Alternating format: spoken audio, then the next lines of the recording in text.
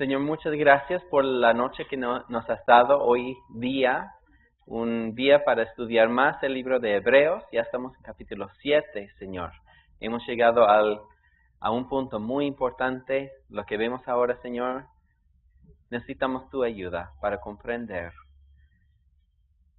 Enseña a tu pueblo, te pedimos en esta noche, en el nombre de Jesús. Amén. Nuestro estudio, vamos a empezar en el libro de Génesis hoy en esta noche, capítulo 14 de Génesis, porque aquí vamos a ver lo que Moisés dice acerca del hombre Melquisedec.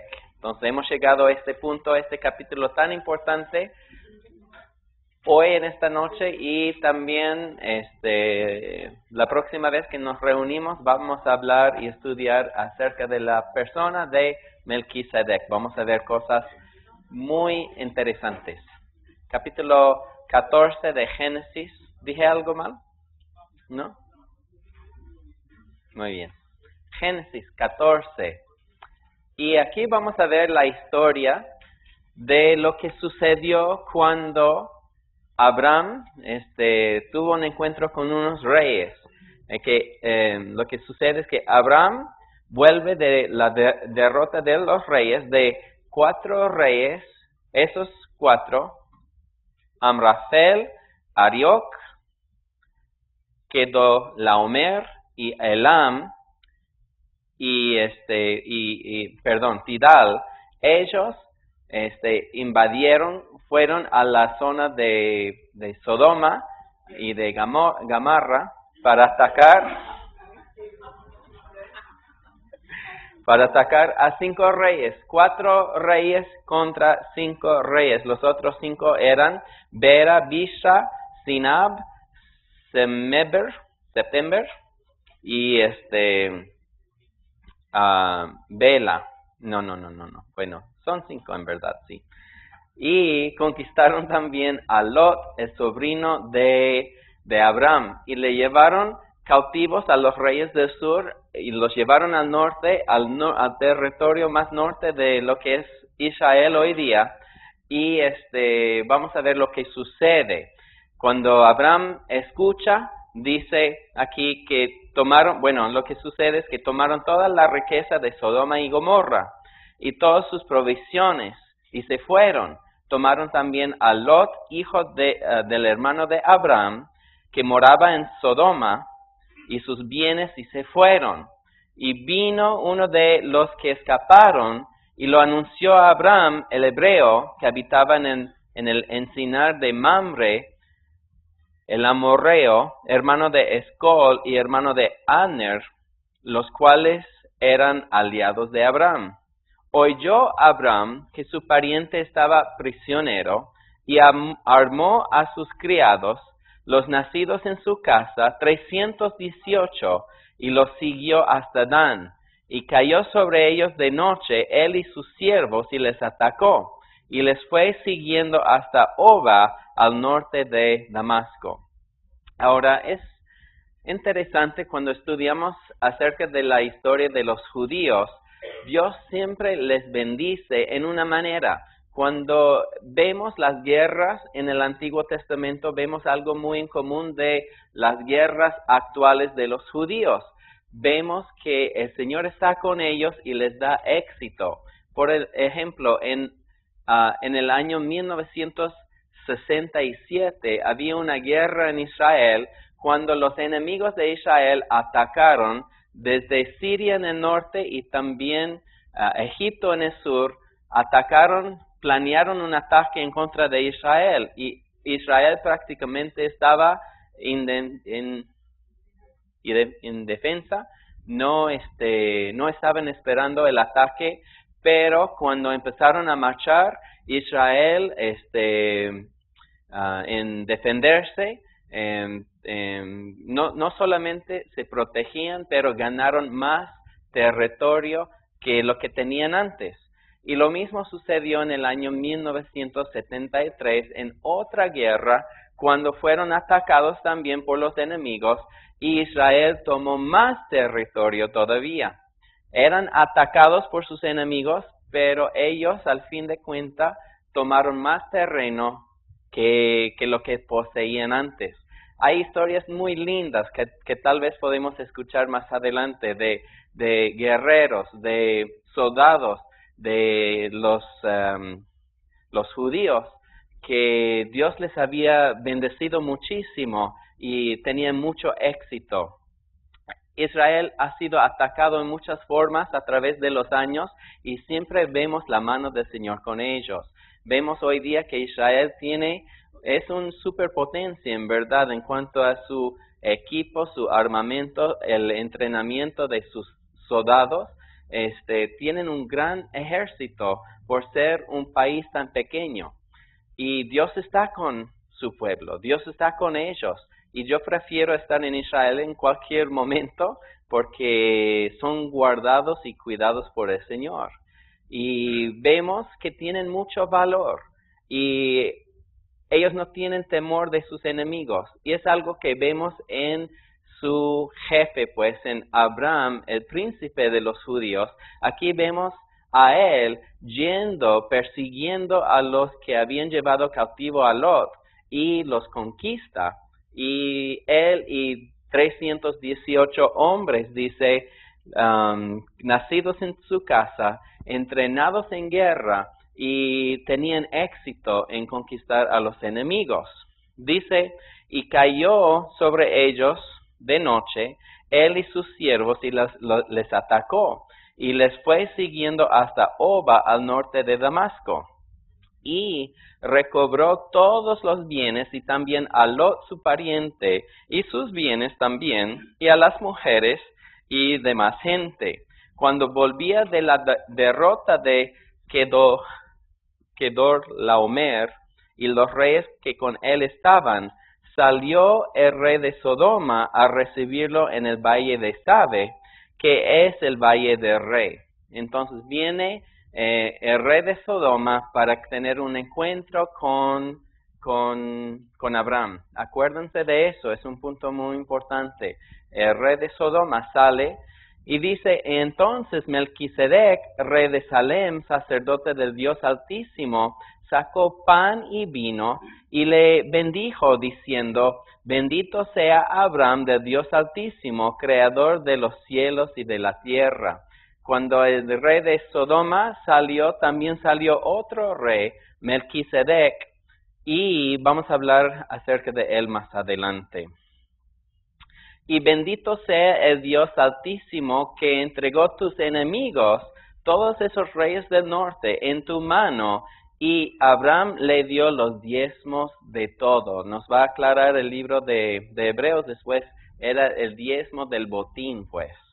Y en versículo 21, entonces, y escuchan por favor, porque es muy importante, el rey de Sodoma dijo a Abraham, dame las personas y toma para ti los bienes. Lo que el rey de Sodoma estaba ofreciendo a Abraham era una recompensa, un dinero, un premio. Y Abraham le responde en versículo 22, respondió Abraham al rey de Sodoma, he alzado mi mano a Jehová, Dios Altísimo, creador de los cielos y de la tierra, que desde un hilo hasta una correa del calzado, nada tomaré de todo lo que es tuyo, para que no digas, yo enriquecí a Abraham, excepto solamente lo que comieron los jóvenes, y la parte de los varones que fueron conmigo, Aner, Escol y Mamre, los cuales tomaron su parte. Entonces algo vemos aquí que es muy importante. Abraham conquistó a los enemigos, llevó el botín, regresó de su guerra enriquecido, como los judíos actuales que han sido atacados. Ellos han ganado más bienes, más tierra, y cuando regresó, ahí estaba el rey de Sodoma, que estaba dispuesto, estaba ofreciendo darle dinero a Abraham. Riquezas, pues, una recompensa. Y Abraham le dice, no gracias, no lo quiero. Y la primera cosa que quiero que vean aquí es la importancia del diezmo. Porque Abraham, antes de de la tentación, pues, de ser enriquecido por el rey de Sodoma, había dado un diezmo a Melquisedec.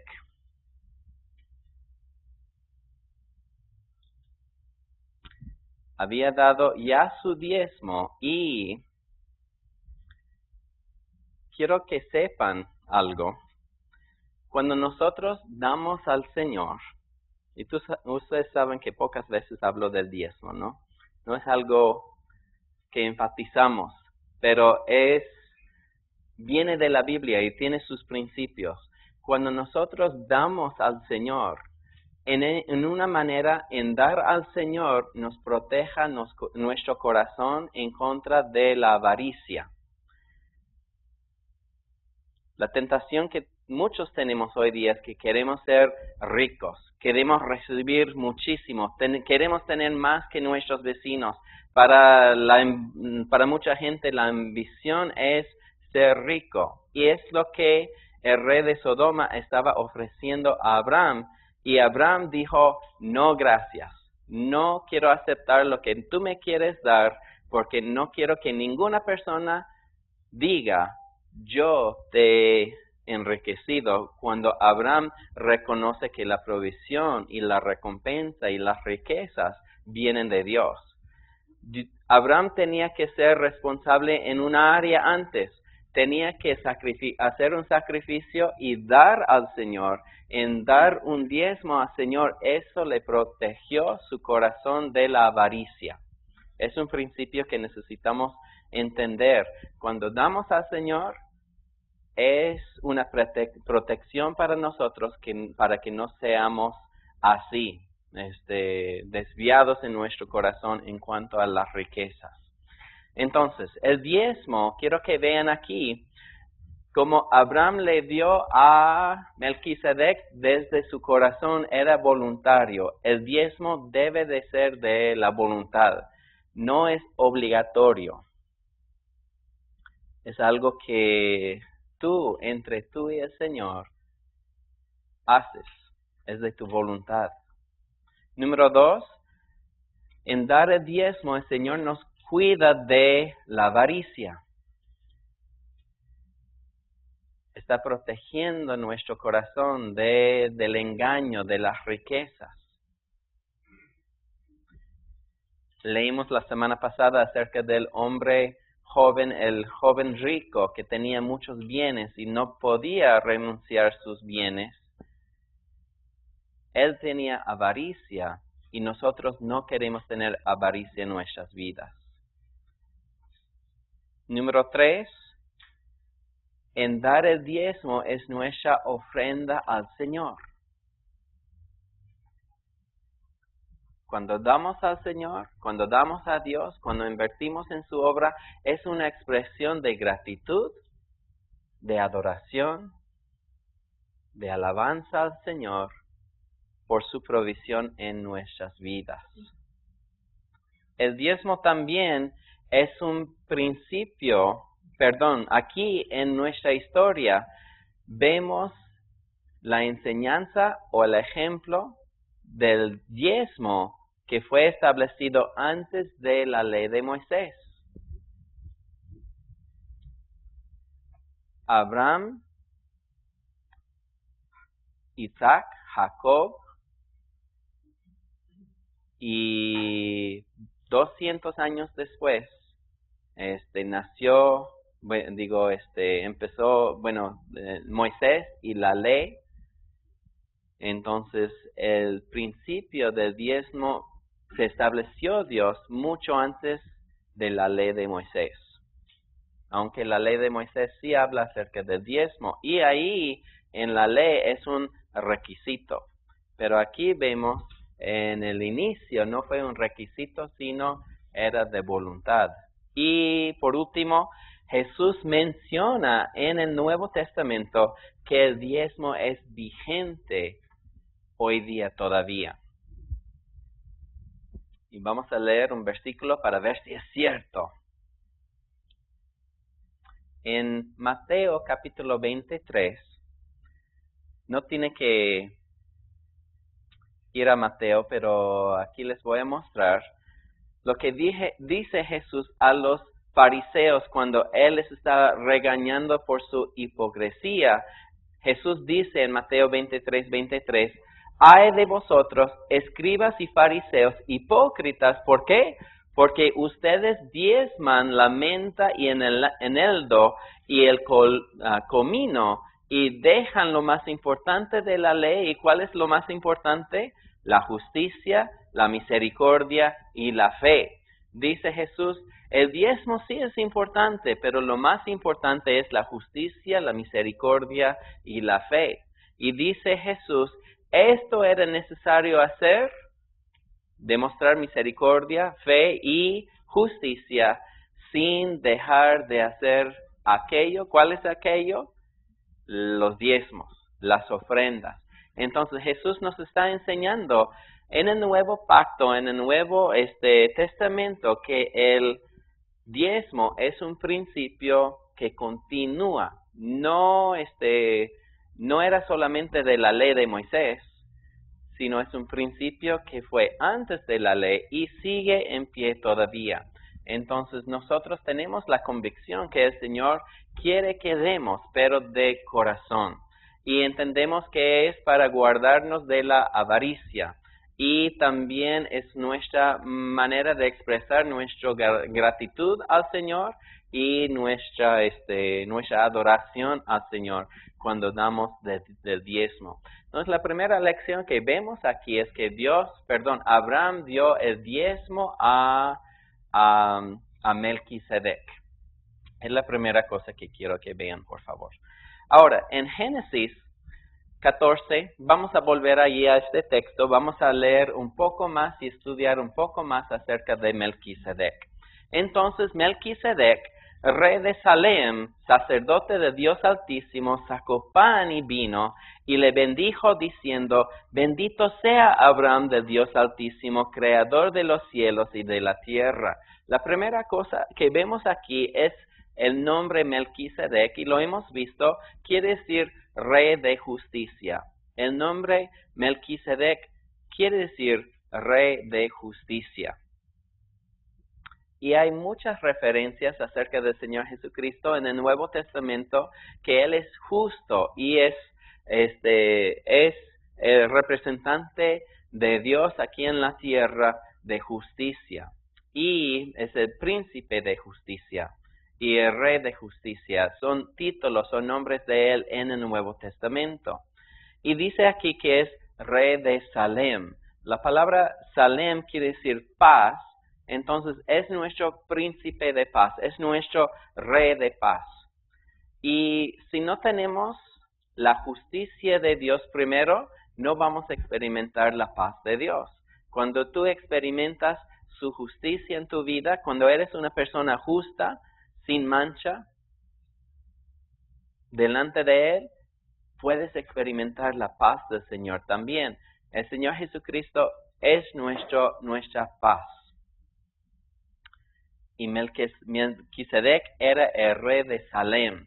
Ahora, sabemos nosotros que el nombre de Salem se convirtió después a Jerusalén, y es donde es actualmente la ciudad del rey, la ciudad de David, la ciudad de Jerusalén, actualmente en Israel.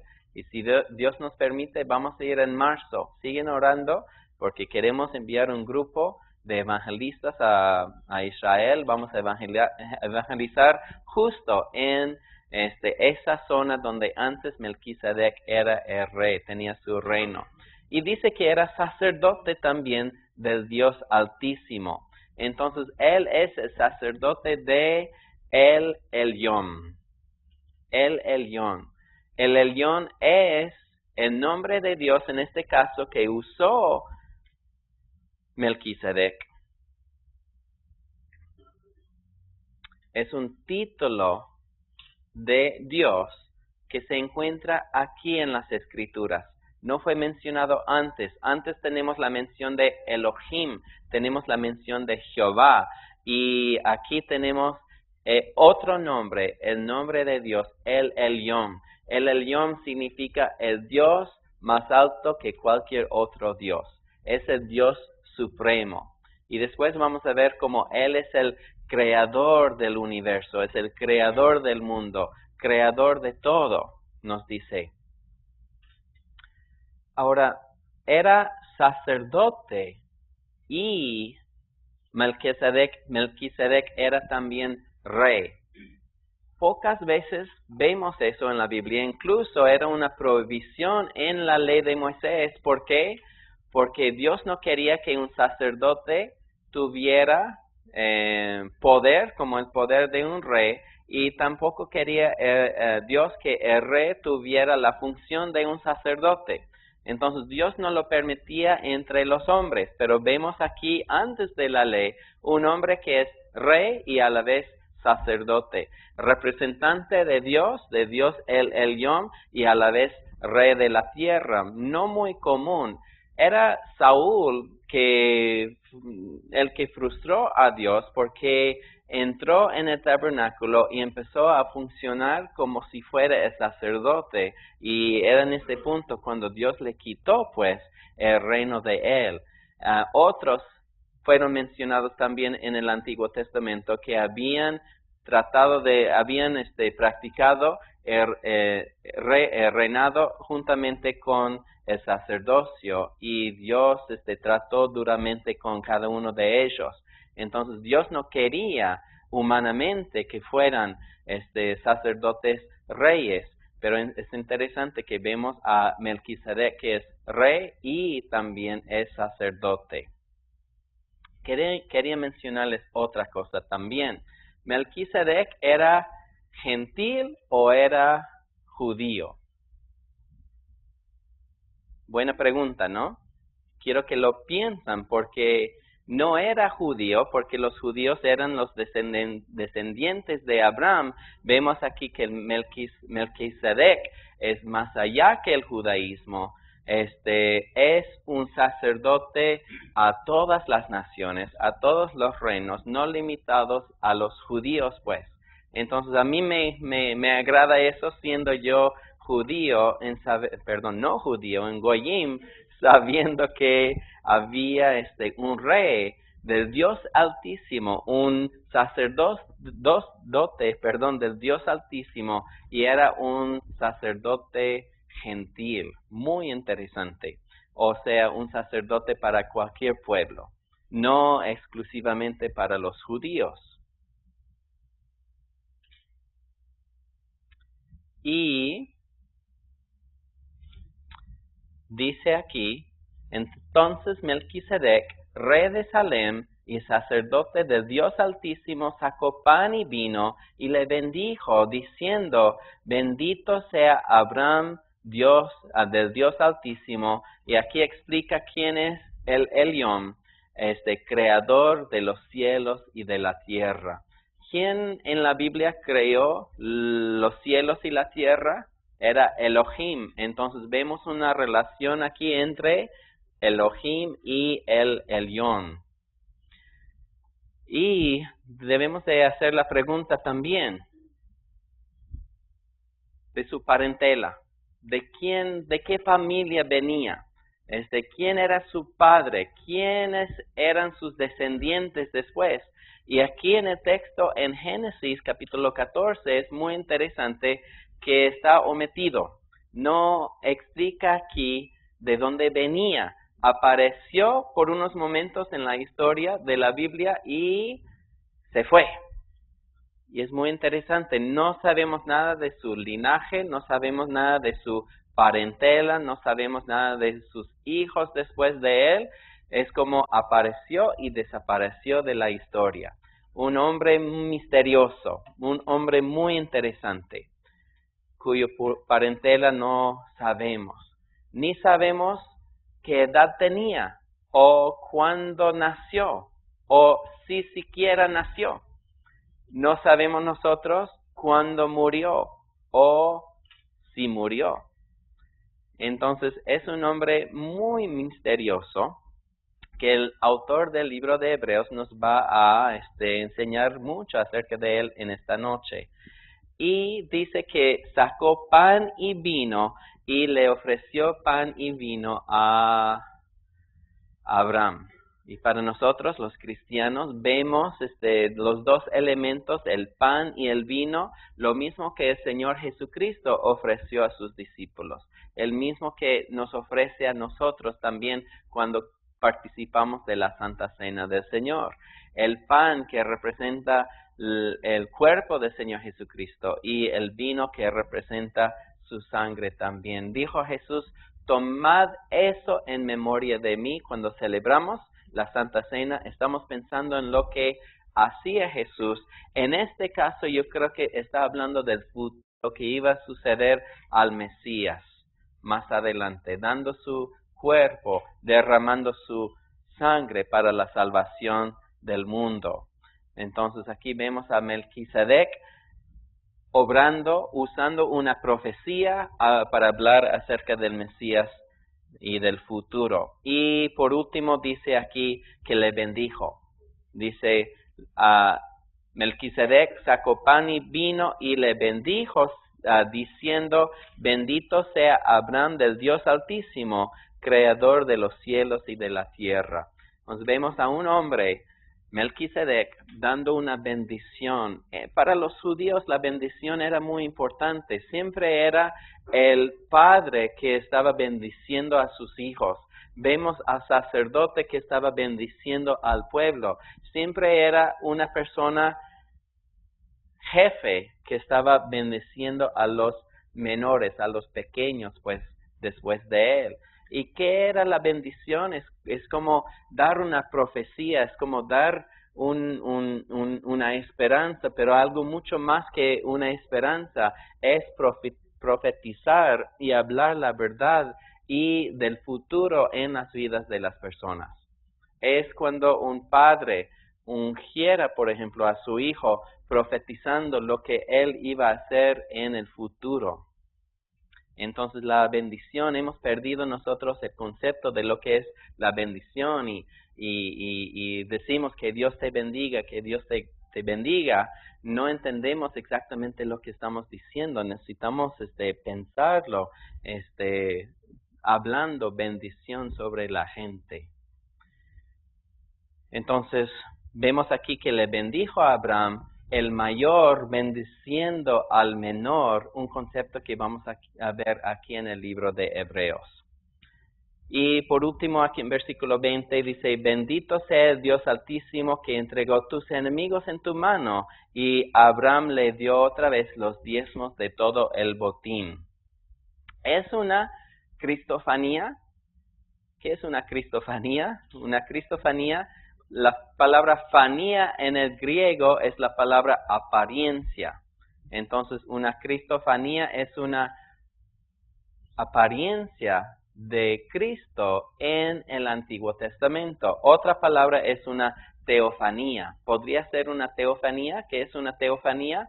Una apariencia de Dios, pues, en el Antiguo Testamento.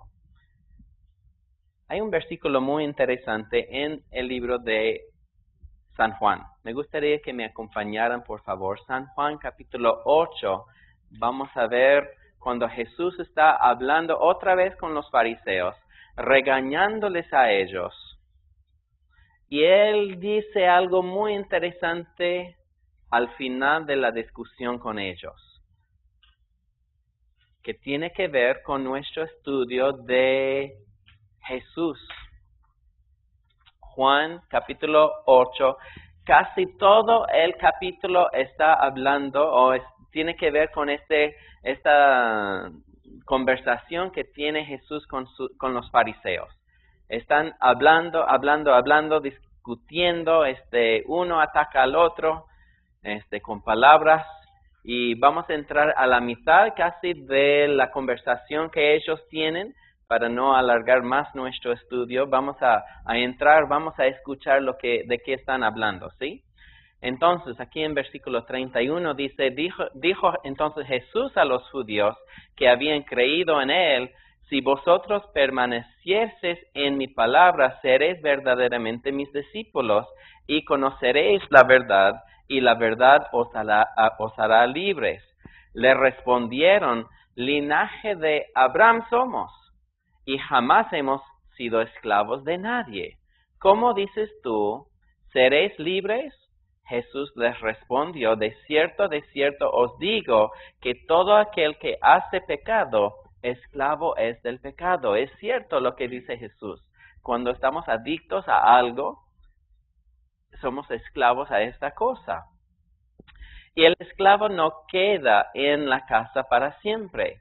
El Hijo sí queda para siempre. Así que el Hijo os libertare, seréis verdaderamente libres. Sé que sois descendientes de Abraham, pero procuráis matarme porque mi palabra no haya cabida en vosotros.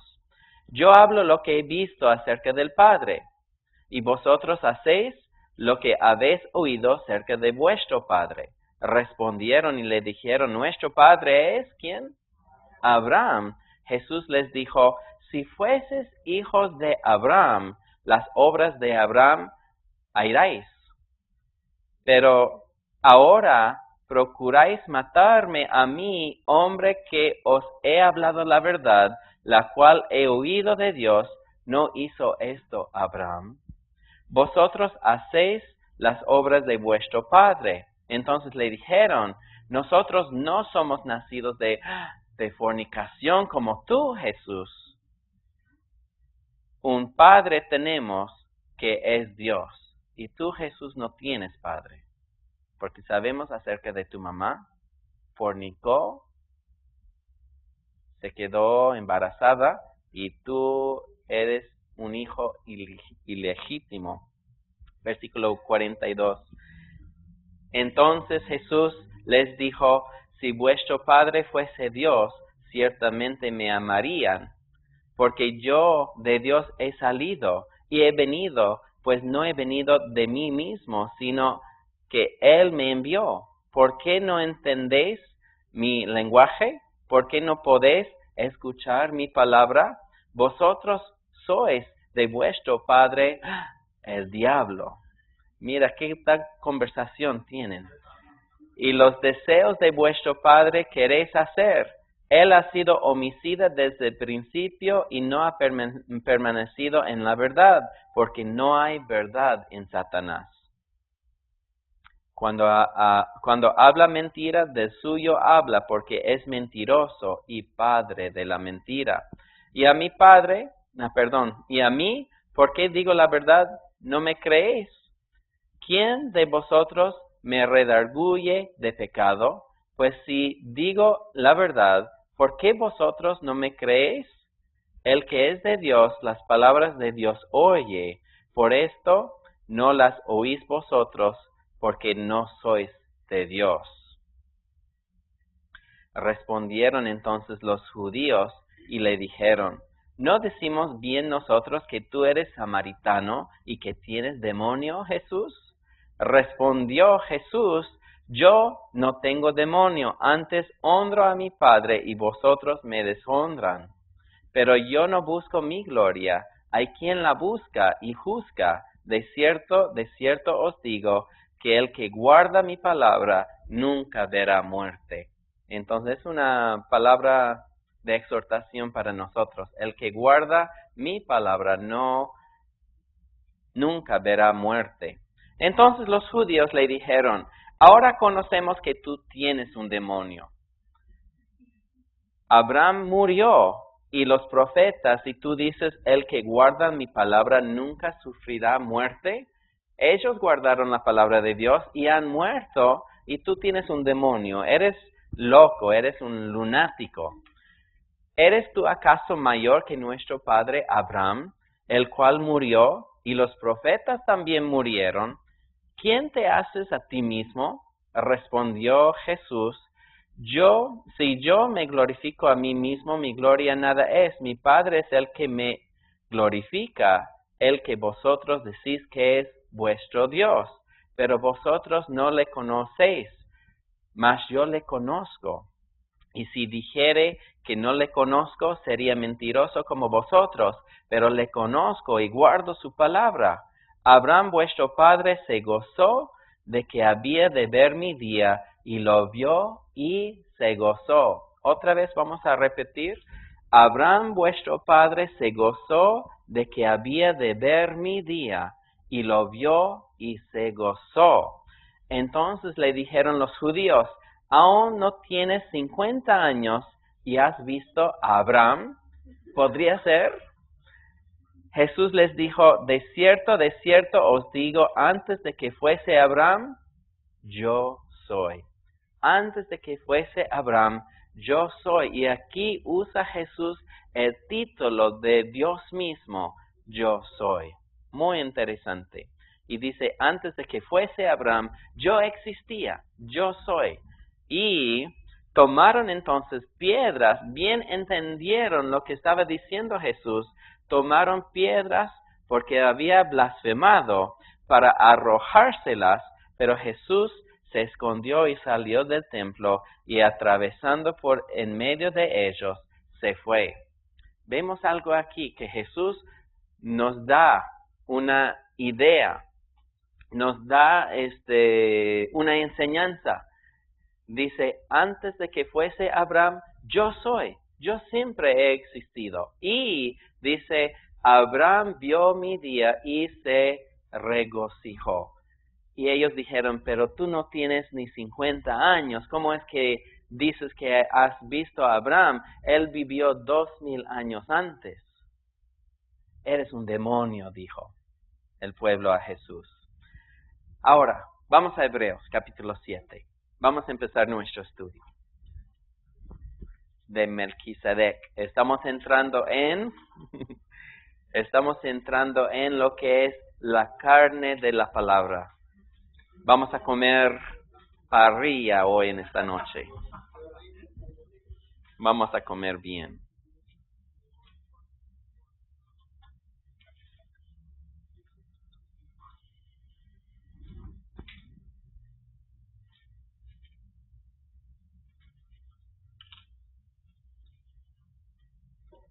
Me equivoqué hace un rato.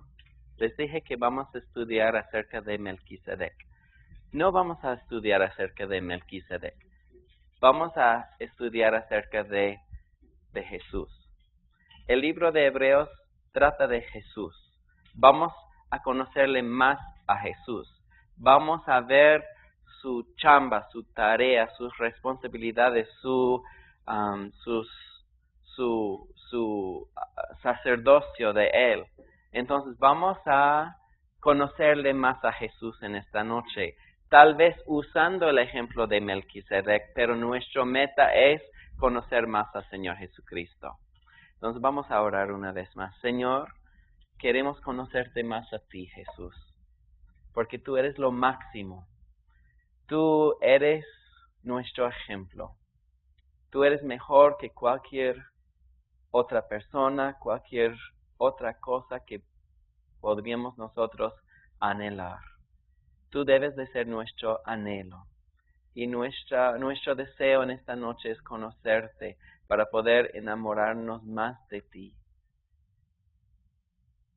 Queremos invitarte para que estés aquí, Jesús, guiándonos, hablándonos suavemente al oído.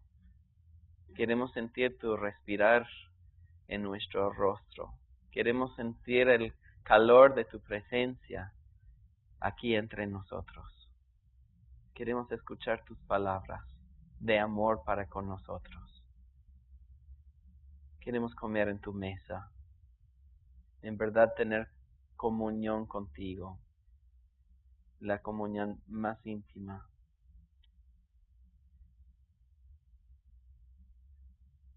Entonces, Jesús, queremos conocerte más. Queremos ser como aquellos griegos que dijeron, Señor, queremos ver a Jesús. Queremos verte en esta noche. Versículo 1 dice, porque Melquisedec, rey de Salem, sacerdote del Dios Altísimo, que salió a recibir a Abraham, que volvía de la derrota de los reyes, y le bendijo, a quien asimismo dio Abraham los diezmos de todo, cuyo nombre significa primeramente Rey de Justicia, y también Rey de Salem, Esto es Rey de paz. Mira cómo la misma Biblia nos da el comentario. ¿Y cuál es el mejor comentario que tú puedes conseguir de la Biblia? La Biblia, la misma Biblia. No hay otro comentario mejor que la Biblia.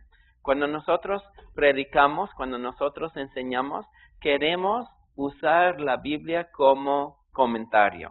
Entonces, si estoy enseñando en el Nuevo Testamento acerca del pecado, yo puedo ir al Antiguo Testamento y usar el ejemplo de David o el ejemplo de Abraham. Hombres dotados, hombres entregados a Dios, pero hombres débiles como tú y yo que pecaron. Y podemos ver su pecado y el resultado de su pecado, lo que ha sucedido en sus vidas, pero podemos ir también a Salmo 51, un salmo de confesión, de arrepentimiento y cómo podemos nosotros tratar con nuestro propio pecado. Cuando enseñamos del Nuevo Testamento, usamos los ejemplos del Antiguo Testamento. Cuando estamos enseñando en el Antiguo Testamento, usamos las ilustraciones que nos apuntan a Jesús en el Nuevo Testamento. El mejor mensaje que puedes dar es la Biblia. La mejor enseñanza que puedes dar es la misma Biblia. La Biblia es el mejor comentario acerca de sí mismo. Entonces aquí vemos que este hombre Melquisedec, rey de Salem, eso es rey de paz. Y aquí menciona el autor de Hebreos que Melquisedec no fue mencionado en nombre de su padre, sin madre, sin genealogía, que ni tiene principio de días ni fin de vida, sino hecho semejante ¿a quién? Al Hijo de Dios, semejante a Jesús. Permanece sacerdote para siempre. Porque Melquisedec no tenía principio de días y no tenía fin de vida. Podemos ver un ejemplo de su vida que vemos en la vida de Jesús, que Jesús es eterno. Jesús vive para siempre. No es como los sacerdotes del Antiguo Testamento que servían en el sacerdocio por unos pocos años. Servían tal vez unos 30 años y después Dios tenía que levantar a otro sumo sacerdote porque ya estaba viejo, moría y tenía que ser reemplazado por otro sacerdote. Pues no es así en el sacerdocio de Melquisedec, porque Melquisedec nunca murió, nunca tenía fin de días, y lo vemos en el Señor Jesucristo también. Él vive para siempre. No hay un cambio de sacerdocio, no hay un cambio de sacerdote. Él es nuestro sacerdote para siempre. Eso es buena noticia para nosotros, porque Él no cambia de persona. Confiamos en Él y podemos seguir confiando en Él, sabiendo que Él va a ser tal y como es para la eternidad. En el Antiguo Testamento, cuando tenías a un hombre, nunca sabías cómo iba a ser el próximo. Como cuando hay un cambio de gobierno que nos espera más adelante. Así se sentían los judíos también, cómo va a ser el próximo sacerdote, cómo nos va a tratar, cómo nos va a representar delante de Dios. Nos va a salir un sacerdote, ¿cómo se llama? Corrupto, que nos va a desviar de Dios. Nunca se sabía la gente qué clase de sacerdote les iba a tocar, porque siempre era un descendiente de Abraham, de la tribu de Leví, de la familia de Aarón, y siempre el primogénito, y puede ser que su corazón estaba lejos de Dios. Pero vemos que Jesús es diferente. Es un sumo sacerdote que no cambia, es permanente, es de planta pues, y es para siempre. Entonces, el sacerdocio de Jesús es según el orden de Melquisedec, y hay muchos beneficios en eso para nosotros. No tenía genealogía, nos dice aquí las Escrituras. Quiere decir que no solamente es sacerdote para los judíos, sino es sacerdote también para los no judíos, para los griegos, para los bárbaros, pues, para todos nosotros, los gentiles. qué bueno, porque no estamos limitados a un rey o un sacerdote que es representante de una nación, sino es para todo el mundo. Para los japoneses, para los chinos, para los africanos, para los latinos, para todos sitios, es sacerdote, no tiene limitación. Sin padre, sin madre. Como Jesús es eterno, nunca tenía principio de días y nunca va a tener fin de vida tampoco. Versículo 4. Considerad pues. ¿Se acuerdan de esa palabra considerad? Quiere decir estudiar, observar de cada ángulo, conocer más profundamente. Considerad pues cuán grande era a quien aún Abraham el patriarca dio diezmos del botín. La pregunta es, ¿qué hemos hecho? Me han hecho la pregunta, ¿es Melquisedec Jesús? No nos dice el autor de Hebreos, pero nos dice aquí que debemos de considerarlo a él como nos exhorta a considerar a Jesús. Entonces, nos puede dar una idea que puede ser que sí es Melquisedec una teofanía de Jesús en el Antiguo Testamento. Considerad pues cuán grande era que aún Abraham el patriarca dio diezmos del botín. Ahora, la palabra botín quiere decir es no solamente la palabra diezmo es el porcentaje, no es solamente el 10%, sino quiere decir que es el mejor de entre el diezmo. La primicia, sí, pero lo mejor, ¿sí? Lo mejor. Y tengo una ilustración de un campesino que estaba tan feliz porque su vaca había dado 2 crías y estaba tan feliz porque estaba esperando una vaquita nada más y salieron 2. Entonces llegó a la cocina de la casa y habló con su esposa y dijo, ¿sabes qué, mi amor? ¿Qué? Nuestra vaquita ha dado 2 crías y ¿sabes qué voy a hacer? No, ¿qué vas a hacer? Le voy a regalar una cría a Dios y nos quedamos con una cría nosotros también. Y la esposa le pregunta y dice, pues ¿cuál de las 2 vas a dar al Señor? Y dice, no importa, son iguales, del mismo tamaño y cuando crecen le voy a regalar uno al Señor y nos quedamos con el otro. Está bien. Y 3 semanas después llegó a la cocina, pero muy, muy triste. Y la esposa le pregunta, ¿qué sucede? Dice, ha muerto la vaquita del Señor. Nosotros queremos darle al Señor lo mejor, no lo que sobra, no los sobrantes, no lo que queda después, ¿sí? Queremos apartar y darle lo mejor del botín, lo mejor de nuestros ingresos, no los centavitos que quedan después, ¿verdad? De pagar todas las cuentas, sino lo mejor. Y eso es lo que hemos visto en la historia de Abraham. Le dio lo mejor a Melquisedec. Consideramos, pues, cuán grande era a quien aún Abraham, el patriarca, dio diezmos del botín. El autor del libro de Hebreos nos está diciendo lo siguiente. Melquisedec es mayor que Abraham. ¿Puede ser? Abraham es el padre de los judíos, es el patriarca, es lo máximo entre nosotros. Ahí es donde tenía el judaísmo su inicio con Abraham. Y tú nos estás diciendo que que Jesús es mayor que Abraham, nuestro padre Abraham, el que inició el judaísmo. Exactamente.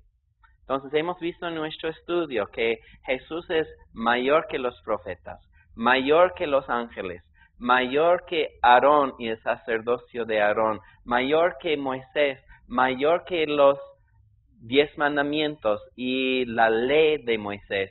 Jesús es mayor que Josué, hemos visto también, y ahora estamos viendo que Jesús es mayor que Abraham, el príncipe, pues, de los judíos. Considerad, pues, cuán grande era este Melquisedec, a quien aún Abraham, el patriarca, dio diezmos del botín. ¿Por qué damos diezmos a Dios? Es una manera de demostrar nuestro agradecimiento, nuestra adoración a Él.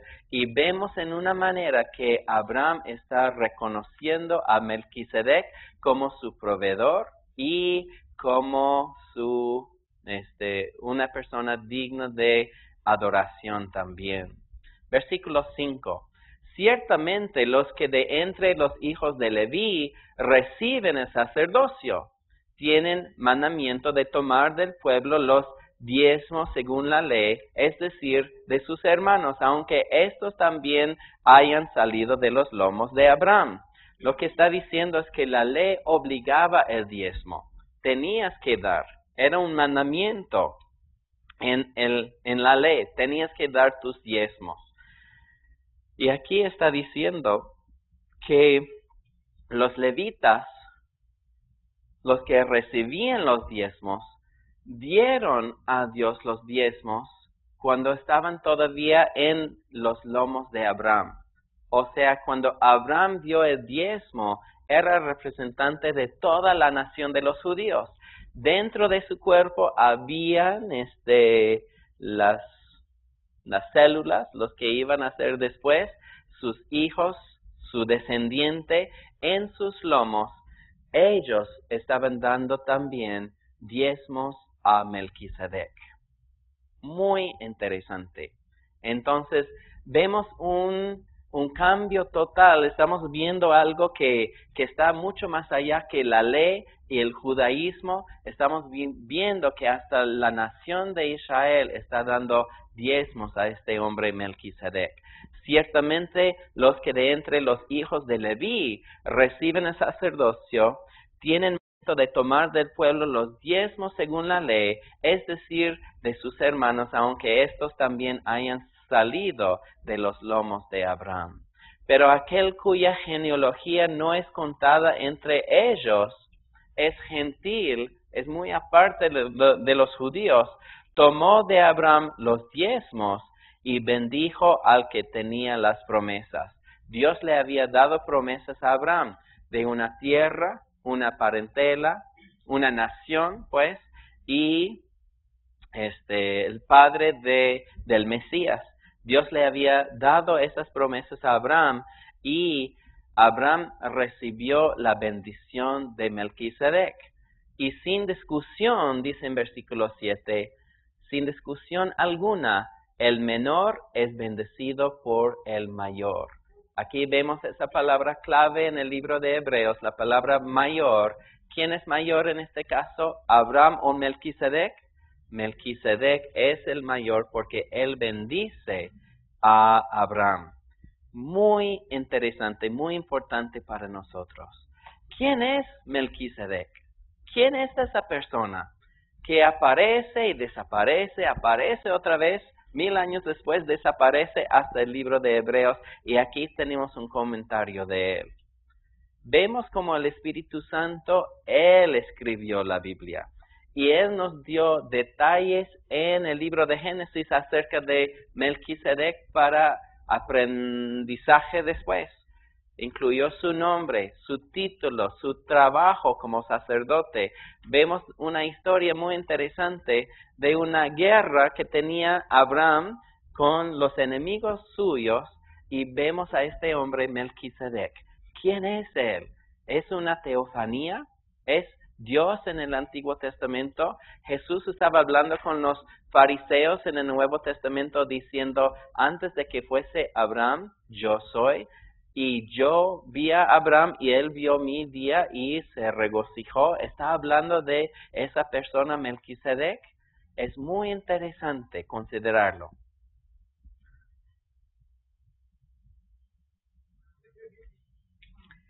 pero rehúso decirles que sí era Jesús. ¿Por qué? La razón es porque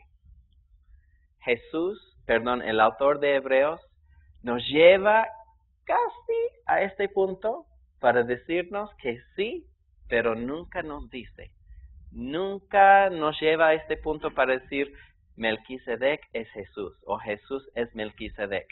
No nos dice, nos da mucha información, hay una sombra increíble, hay muchos datos muy interesantes en un paralelo, pero nos lleva a este punto y nosotros no podemos enseñar lo que no enseña la palabra del Señor, aunque tengo ganas de hacerlo.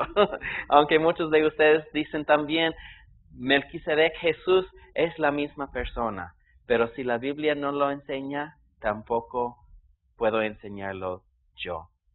Nosotros necesitamos tener mucho cuidado de cómo enseñamos la palabra del Señor. Necesitamos ser fieles nosotros a lo que dice la palabra del Señor. Hay mucha gente que enseña tonterías y otras cosas, pero nosotros, si queremos ser fieles a la palabra de Dios, no podemos llegar a ser Melquisedec es el Señor Jesucristo. ¿Y por qué?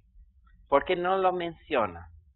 Yo creo que la razón es porque Dios quiere que sea el libro de Hebreos y la historia del Melquisedec, la carne de la palabra, pues, quiere que sea un misterio todavía. Quiere que sea algo místico, algo que no tiene respuesta, porque el último capítulo de la Biblia no ha sido escrito todavía. El Señor nos va a revelar los misterios cuando estemos en su presencia y hasta este punto es como una buena novela que no tiene su fin hasta que lleguemos al último capítulo y leemos lo que Dios nos tiene ahí para nosotros. Y mientras, ¿qué hacemos? Consideramos. ¿Puede ser? ¡Qué emoción! Yo creo que sí. ¿Qué piensas tú? Y estamos así animándonos a estudiar más acerca de Jesús. Vamos a ver más paralelos, vamos a ver más información, vamos a escudriñar más lo que dice en capítulo 14 de Génesis. Vamos a Salmo 110 y vamos a estudiar más el contexto ahí, vamos a aprender más. Yo tengo ganas de saber, ¿es Jesús Melquisedec? Puede ser que sí, puede ser que no. Y necesitamos tener mucho cuidado de cómo enseñamos acerca del Melquisedec. Los comentaristas, algunos dicen, por supuesto que sí. Otros dicen, no creo. Y podemos tener una variedad de opiniones. Y mientras que la Biblia no nos dice, nos quedamos en suspenso, pues. Versículo 8. Aquí ciertamente reciben los diezmos hombres mortales, pero allí uno de quien se da testimonio de que vive. Y por decirlo así, en Abraham pagó el diezmo también Leví, que recibe los diezmos, porque aún estaba en los lomos de su padre cuando Melquisedec le salió al encuentro. Lo que queremos enfatizar aquí es lo siguiente. Melquisedec es mayor que Abraham, el padre de los judíos. Entonces, el mensaje de la salvación no es únicamente, para terminar, si puedo decir que el autor de Hebreos, es lo que quería decirles. Hebreos es un libro misterioso. ¿Quién escribió el libro? No sabemos. Podemos especular,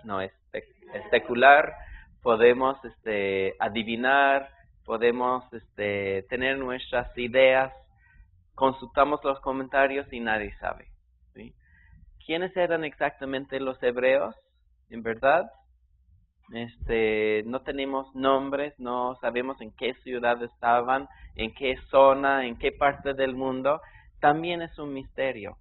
Acerca de Melquisedec, otra vez otro misterio que sin respuesta hasta que lleguemos a la presencia del Señor y le Vamos a consultarle ahí y Él nos va a revelar estas cosas. Pero en cada aspecto, en cada misterio, estamos viendo más claramente a la persona del Señor Jesucristo, su tarea, su obra en nuestras vidas. Y eso es lo que quiero exhortarles a ustedes, seguir estudiando a Jesús. Esta semana tenemos de descanso, la próxima semana. Es buen momento es leer el libro de Hebreos otra vez. Desde ahora, capítulo 1 hasta capítulo 13, todo el libro para recordar lo que hemos estudiado, ver dónde estamos y qué queda más adelante todavía. Aprovechan pues de esta semana de descanso para hacer eso, ¿sí? Leer el libro de Hebreos. ¿Me prometan? Ok. Oramos. Señor, gracias te damos por este libro. Tan bueno, tan importante, tan lindo para nosotros. Pedimos que cuides a los equipos que han salido, están viajando, están en diferentes partes de Perú y también Ecuador, camino a Chile, camino a Nuevo San Martín. Cuídalos, Señor, provee sus necesidades, úsalos en los aviones y los autobuses para compartir con la gente de tu amor. Cuídanos, te pido en el nombre de Jesús. Amén.